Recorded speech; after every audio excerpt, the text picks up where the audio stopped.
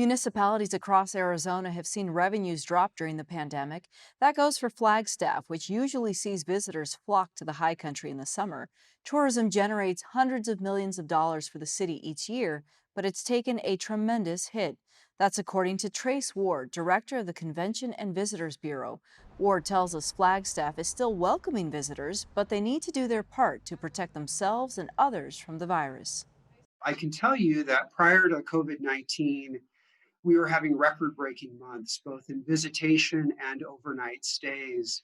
COVID-19 hit, and like every other destination, it dropped off about 80 to 85%. So it's come back a little bit since then, but there's still plenty of businesses that are either not opening or running at a fraction of what they normally would be. So this is tricky because many Arizonans can't travel outside of the state, but it's very hot, so they'd like to go to where it's up north, where it's much cooler. How have you been able to manage all the interest in coming to visit? Well, I'll tell you, we have an excellent marketing organization, and I'm proud of my team. But there's no better marketer than the weather.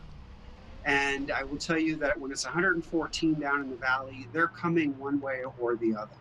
So what we've done is we've used our powerful platform, both earned, owned, and paid media, and we've pivoted to messages of how to travel safely.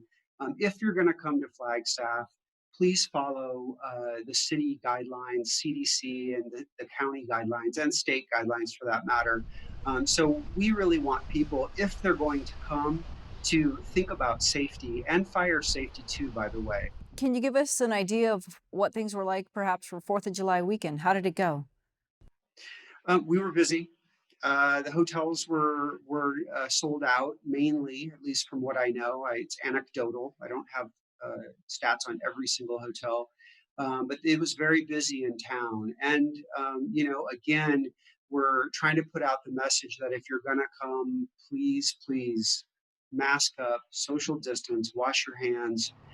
There's plenty of forest and hiking and things you can do where you don't have to be in close proximity to people who are not in your party. But Fourth of July was very busy for the city for sure. Not as busy as normal, but busy in terms of these times. Economically, what are you hearing from some of the businesses in your community? Well, quite honestly, some of them are closed completely, so they have absolutely no income coming in and no one working for them. There are some businesses that are open and they're trying their hardest to responsibly serve both the visitor and the community here. And they're all running at a fraction of what they normally would be. So, it's very trying times for the business community everywhere, and in particular, our community.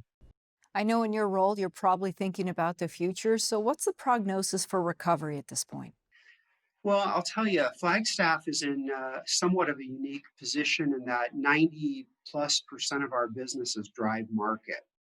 So the likelihood is we'll bounce back pretty quickly once it is safe to do so.